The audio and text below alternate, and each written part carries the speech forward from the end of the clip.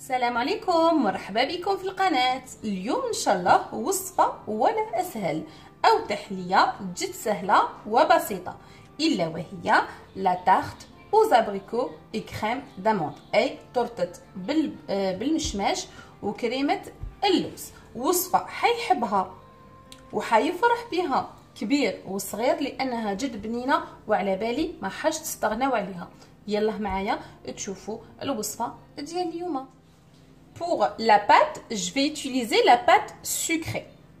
Donc العجينة ديالنا حنسحقوا المكونات التالية. انا هنايا نسحق 100 غرام ديال الزبدة تكون طرية. كيما نسحق تاني 65 غرام ديال لو سكر غلاس. في نفس الوقت نسحق 40 غرام ديال البيض، حوالي حبة بيض تكون صغيرة. كيما نسحق تاني 20 غرام ديال اللوز يكون مطحون ولا بودرة اللوز. الا ما عندكمش تقدروا تستغنوا عليه وتستخدموا غير بالفارينة. كيما نسحق تاني 160 غرام ديال الفارينة. Donc pour la pâte sucrée, je vais avoir besoin de 100 grammes de beurre en pommade, bien très mou. Je vais avoir besoin aussi de 60 grammes de sucre glace, 40 grammes d'œufs, aussi 20 grammes de poudre d'amande, 160 grammes de farine, de préférence de type 55, la T55 pardon, et aussi une pincée de sel. كما سحقت تاني قرصه ديال الملح. نبداو على بركه الله العجينه ديالنا. نجيبوا اناء يكون كبير ولا وعاء نحطوا فيه الزبده ديالنا. دونك جو مي لو بور دودون. نزيد عليه لو سكر غلاس ولا السكر المطحون. كيما نزيد له تاني اون بانسي دو سيل ولا قرصه ديال الملح. نخلط كاع هاد المكونات ديالي حتى ونتحصل على اون بوماد. دونك جو ميلونج بيان.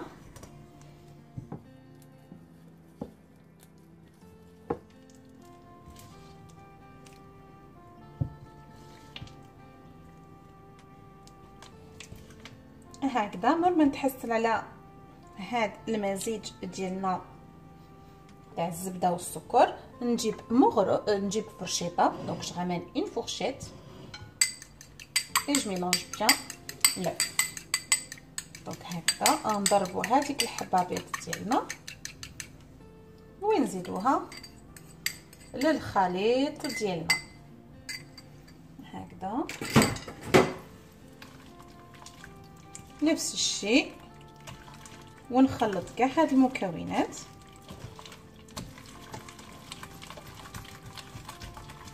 الا كان عندكم ان باتور ولا ان pétrin de préférence vous pouvez utiliser le pétrin aussi, sinon juste avec les doigts vous pouvez avoir une belle pâte aussi. Rajoute les amandes. نزيد هذاك اللوز ديالي. كيما نزيد تاني الفرينه غير بشويه.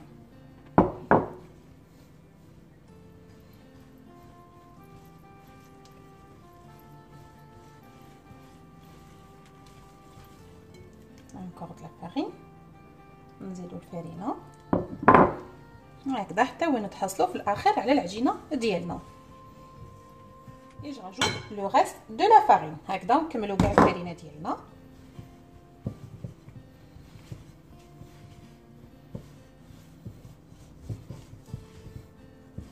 نجيب كيس غذائي ou bien un film alimentaire, c'est comme vous voulez, et je mets ma pâte dedans et je la mets au frais au minimum 2 heures.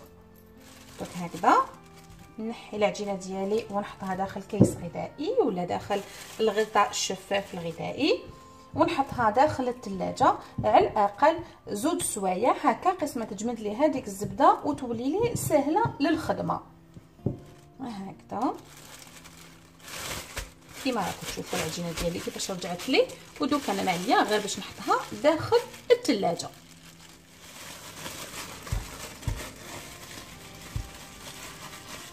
comme ça après que je l'ai laissé au moins 2 heures dans le frigo. Comme vous voyez, la pâte elle est plus collante comme avant. Donc العجينه ديالي ما راهيش تلصق كيما من قبيله.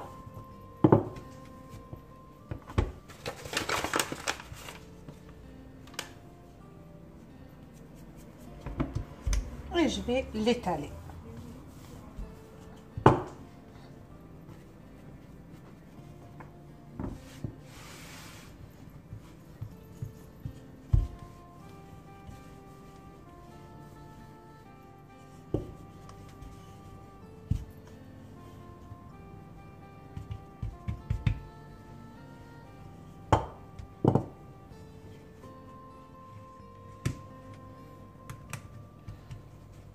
هكذا من بعد ما حطيتها داخل المول ديالي. المول يكون حوالي من 20 حتى 22 سنتيمتر. دونك سي ان مول environ entre 20 et 22 cm. Comme ça, j'enlève ce qui dépasse. نحي كاع هاد العجينه على جهه.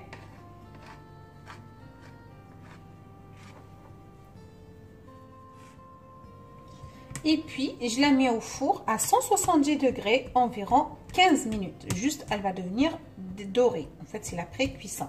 هكذا ودوكا ندخلها على فرن على 170 درجة حوالي 15 دقيقة غير باش ترجع لي ذهبية شوية وما تكونش طيبة بيان. هكذا باش نزيد عليها الكريمة ديالي وندخلها. هكذا من بعد 15 دقيقة ديال الطياب الطرطة ديالي كما راكم تشوفوا الطياب ديالها راهو ليجيرمون دوري هكذا باش تكون قابلة. من بعد نزيد نعاود ندخلها داخل الفور مع الكريمة نزيد طيب لنا كما راكم تشوفوا. دوك انا ما هي غير باش نخليها تبرد كليا ونروح نخدم الكريمة ديالي. Pour la crème d'amande, je vais avoir besoin de 70 g de beurre mou, 70 g de sucre en poudre, 70 g de la poudre d'amande, 70 g d'œufs, environ 2 œufs, de petits œufs, et 7 g de la maïzena, pardon. Donc, هنا كريمة اللوز ديالي نسحق 70 g ديال الزبدة تكون طرية بحرارة الغرفة. كيما نسحق تاني 70 غرام ديال السكر العادي، 70 غرام ديال بودرة اللوز، 70 غرام ديال البيض اي ما يعادل 2 حبات صغار ديال حبات بيض. كيما نسحق تاني 7 غرام ديال النشا ولا المايزينا. نبداو على بركة الله الكريمة ديالنا. هكذا نجيب وعاء يكون كبير dans un grand récipient. Je mets le beurre. Donc les 70 g de beurre avec les 70 g de sucre en poudre. نحط السكر مع الزبدة ديالي هكذا ونخلطها حتى الخليط ينسجم لي.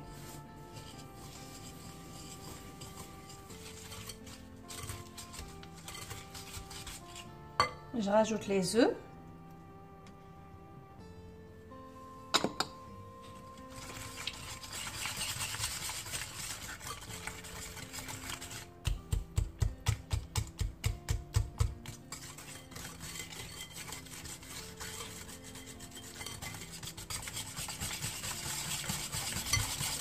Et aussi les amandes.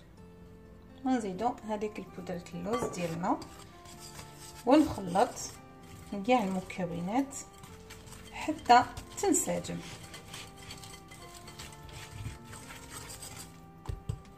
ونزيدو عليها النشا ولا لا مايزينا.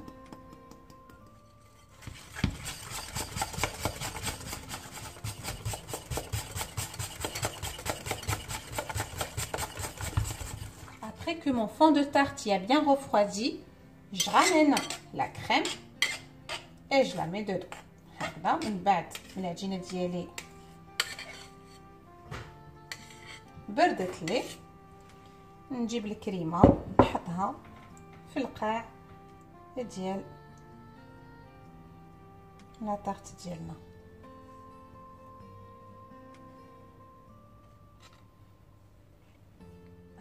Après que j'ai mis toute la crème dans mon fond de tarte, comme vous voyez. Maintenant, je ramène les abricots. Moi, j'ai utilisé les abricots qu'on achète dans les boîtes avec légèrement de sucre, de sirop dedans. Je préfère d'utiliser ce genre d'abricots parce que elles sont bien mûres, parce que en même temps elles sont plus sucrées. Sinon, vous pouvez utiliser ceux qu'elles sont déjà naturels, des abricots fraîches, mais il faut que ça soit bien mûr, comme ça elle va pas, sinon à la cuisson elles vont devenir acides si elles sont pas bien mûres. Donc كما قلت لكم انا استخدمت هاد لي زابريكو ديال العلب لانهم طايبين، لكن تقدروا تستخدموا لي زابريكو الاخرين اللي نشروهم طبيعيين، لكن لازم يكونوا طايبين مليح باسكو سينو كي يطيبوا حيرجعوا لكم قارصين. Donc j'installe, je mets comme ça mes abricots. Après, vous pouvez les faire sur les côtés aussi. Et moi, je préfère comme ça.